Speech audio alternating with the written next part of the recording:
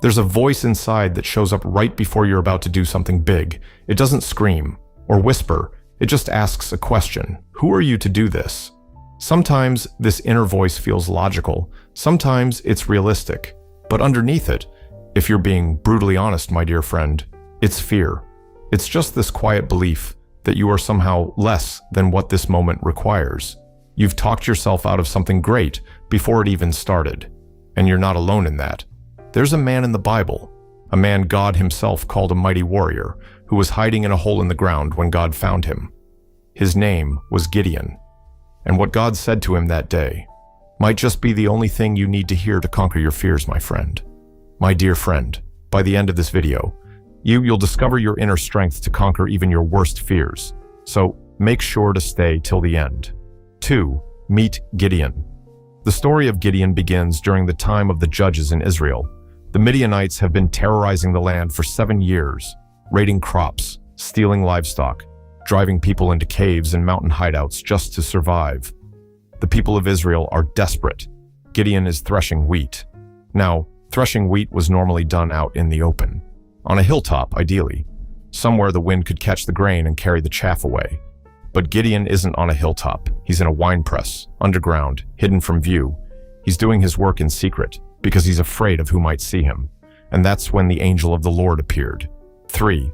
The name God calls you. So the angel of the Lord appears to Gideon.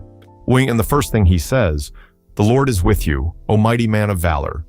Judges 6:12, ESV, mighty man of valor. That's exactly what the angel pronounced Gideon. To a man crouched underground, threshing wheat in secret, too afraid to do his own work in the open. Could you imagine that God looked at him and spoke a name over him that Gideon had never once used for himself? Now, here's what you may just miss if you already know the story. You see, God wasn't being polite. He wasn't offering encouragement the way you'd pat someone on the back and say, "You've got this." That's not what this is all about. My friend, this is God calling out what was already true, before even Gideon could see it, before Gideon could feel it. He called him what he was becoming, not what he felt, because God doesn't name you according to your worst moment. He doesn't name you according to your worst fears, failures, or the story you've been telling about yourself. He names you according to what he put inside you before you were born. So let me ask you something. What name have you been calling yourself with? Because somewhere along the way, through a rejection, a failure, a harsh word someone spoke over you that they had no right to speak, you feel shattered. You feel like an imposter. Not enough. Too broken. Too late. Too small. And you've been living inside that name ever since. That's not what God planned for you. Now, let that sink in for a moment. 4.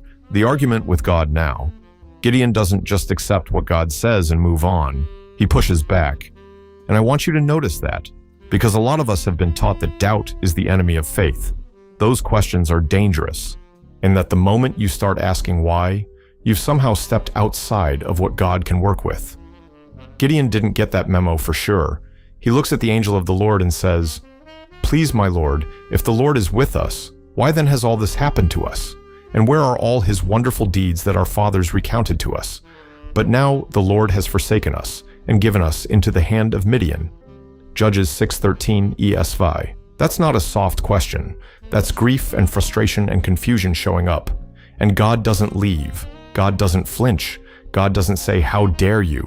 He stays.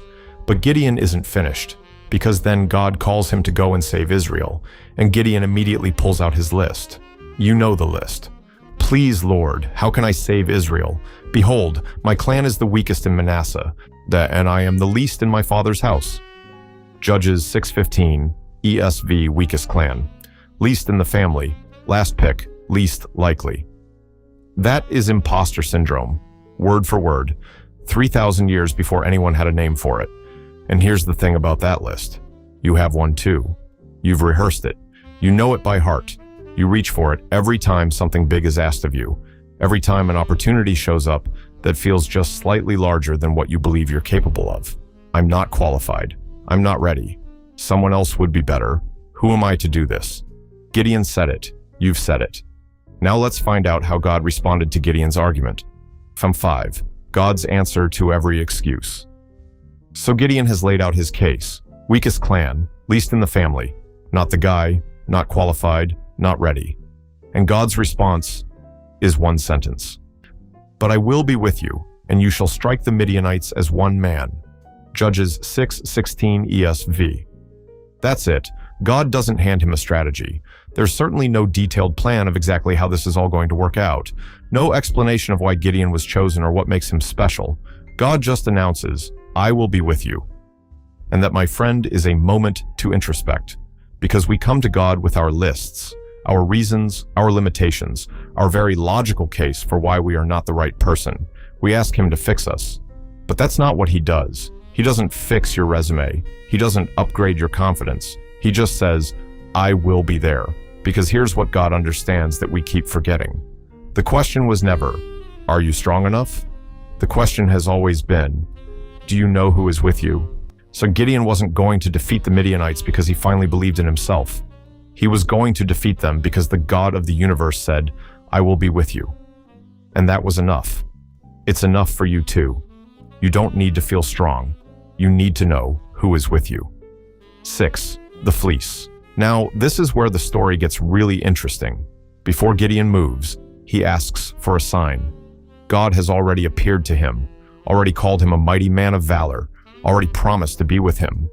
But Gideon needs a sign to believe. Gideon says, okay, God, but can you prove it? He lays out a fleece, a piece of wool, on the threshing floor overnight. And he says, if you will save Israel by my hand, as you have said, behold, I am laying a fleece of wool on the threshing floor. If there is dew on the fleece alone, and it is dry on all the ground, then I shall know that you will save Israel by my hand, as you have said. Judges 6:36-37 ESV. Morning comes. The fleece is soaking. The ground is dry. God is so much with Gideon, exactly as he asked. And then Gideon asks again. He asks again. Yes, it's in the Bible. Let not your anger burn against me. Let me speak just once more. Please let it be dry on the fleece only, and on all the ground, let there be dew. Judges 6:39 ESV.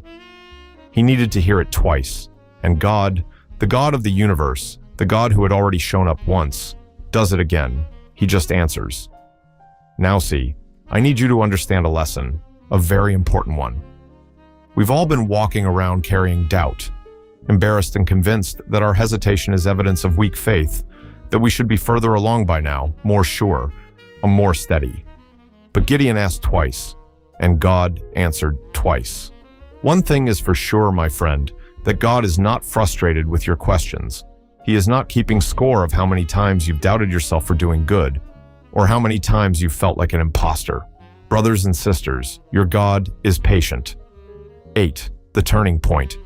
At some point, Gideon stops asking, not because the fear is gone, not because he woke up one morning and finally felt ready, not because the doubt disappeared and was replaced by some unshakable confidence. He moves because God is bigger than the fear. That's it. That's the whole turning point. And I want to be careful here, because there's a version of this story that gets told where Gideon becomes a different person, and where the encounter with God transforms him into someone bold and fearless and certain. That's not what happens. He's still the same man, still the same weakest clan, least in his father's house, questions before he moves man. He just takes the next step anyway. And that's what courage actually is. Not the absence of fear, not the feeling of being ready, not confidence finally arriving like a package you've been waiting on. Courage is obedience in the middle of fear. It's doing the thing while your hands are still shaking.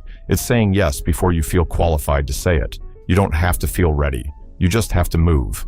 The feeling of ready almost never comes before the first step. It comes after. You don't get the confidence and then obey. You obey, and the confidence follows. Gideon didn't feel like a mighty warrior when he left the winepress. He felt like a man who had run out of excuses, and that was enough. What if the only thing standing between you and the life God has for you is one small yes? 9.